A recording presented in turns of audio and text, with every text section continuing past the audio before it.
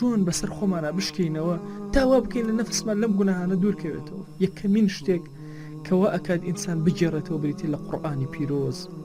واللهی ئەو کەسەی خزمەتکاری قورئانەکە، ئەو کەسەی لە خزمەت قورئانە ئەژی، ئەو کەسەی لەگەڵ ئاەتەکانی قورئانە تێکەڵ ئەبێت، ئەمە دەرمانێکی زۆر گەورەیە، عیلاجێکی زۆر بەهێزە، شیفایەکی زۆر کاریگەرە لە گوناهەکان ڕزگارت ئەکەن. واللهی ئەو کەسێک کە لەناو گوناهەکانە ئەگەوزێ ئەمەی پێچارە سەر ناکرێت. بۆیە ئێمە پێویستمان بەوەیە کە زۆر بە وریایی تەعاملکەین لە خزمەت قورئانە، بەتایبەتی ئاەتی تەخویفی مذنبین، ئەو کەسانەی گوناهکارن چۆن ئەو ئاەتانە ڕای ئەچڵەکێنێ.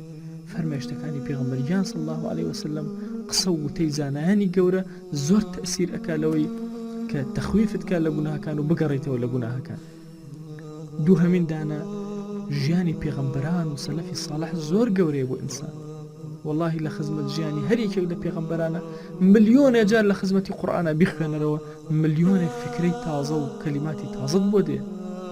بڕۆ ئەو کەسێک کە مبتەلای بە هەر شێوازێک مبتەلای لە ژیانە بەس بچۆ چیرۆکی پێغەمبەران بخوێنەرەوە، بزانە هیچ ئیبتیلایەکەی لە سەر زەویە ئەوان نیان بینی بێ و چۆن چارەسەریان کردو بۆی تۆ چارەسەریکی. اینجا دائما بیرکەرەوە سێهەمین خاڵ، واتە خاڵی یەکەم بۆی واز لە گوناهەکان بێنی قورئان بە ئاەتی تەخویفی قورئان و سنەی پێغەمبەریان صلی الله عليه وسلم خۆت بترسێنە. دووهەمین بە چیرۆک و داستانی پێغەمبەران و لەگەڵ سەلەفی ساڵحە عەلەیهیم الصەلاة وەسەلام زۆر تەئسیر لە ئینسان ئەکا و دڵی ئینسان وا لێ ئەکا واز لە گوناه بێنێ. سێهەم ئەوەیە دائیمە ئاگاد لێبێ خوای گەورە هەندێک لە عقوبەکان لە دنیادا عقوبەی گوناهەکان ئەدات. زۆر ممکنە خوا فەزحێکە، زۆر ممکنە خوای گەورە عقوبەیەکی زۆر قاسی و قرست بدە. ئێمە ئەبینین پێغەمبەران عەلەیهیم الصەلاة وەسەلام لەسەر ذەنبی زۆر بچووک خوای گەورە عقوبەی داوە. ئاتۆ فەرموو سیرکە یونس عەلەیه السەلام پشتە کاتە دەعوە بانگەواز بە ئیجتیهادێکی خۆی، بەڵام ئیجتیهادێکی غەڵەت کە نابێ پێغەمبەران عەلەیهیم الصەلاة وەسەلام بەبێ فەرمانی خوا شوێنی دەعوە بانگەواز و شوێنی بەرەنگاربوونەوەی کافران بەجێ بێڵن. بۆیە سێرەکەی خوای گەورە یعنی سجنی ئەکا لە سیحوتا عقوبەی ئەدا. ئەیوب عەلەیه السەلام، ئەیوبی مەشهور بە دەردەدار، دیقەت ئەدەی خوا عقوبەی ئەدا، هۆکاری عقوبەکەی چییە؟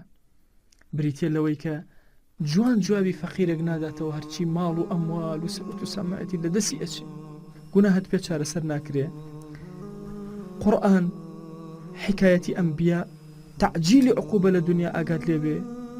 واللهی جاریوە ئینسان لەبەر گوناهێک خۆی گەورە عقوبەی ئەدا لە ڕزقیە، لەبەر گوناهێک عقوبەت ئەدا لە جەستەدا. ئاتۆ کاتێککە نەخۆشی بیرکەرەوە بزانە چیت کردووە، تەوبە کە بگەڕێرەوە. ئاتۆ بزانە ئەیوب عەلەیه السەلام لاشەی دا نەڕزا لەبەر یەک فەقیر و هەژار کە جوان جوابی نەدایەوە. عەزیزەکەم ماڵی هەموو لە دەستدا لەبەر ئەمە داستانی پێغەمبەرانە کە تەسیر لە ئێمە ئەکا. ئەمە ئەو تعجیلی عقوبەیە کە باسی ئەەکەم. واللهی جاری وە هەیە ئەگەر ئەم گوناهانەی کە ئێستا هەمانە هەر کەسێکمان خۆمان ئەناسین، ئەم گوناهانەی کە هەمانە چارەسەری نەکەین، تعجیلێکی عقوبەیەکی زۆر گەورە ئەدرێن کۆتا خاڵ لە خزمەتتانە.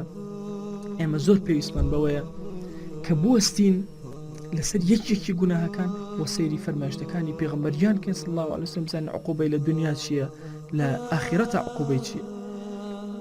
هەر هەمومان ئێمە ئێستا ئەزانین کە کۆمەڵێ گوناهی زۆرمان کردووە و هەمیشە دەردێکی زۆر کوشندە کە ئێمەی کوشتووە بریتێ لە تەسویف، هەر ئەڵێن دوایی تەوبە ئەکەین. ئیمامی غەزالی نمونەیەک هێنێتەوە، ئەم نمونە لە خزمەتانە باسەکەم و کۆتایی بە باسەکە ئێنم. ئەوش بریتێ لە چی؟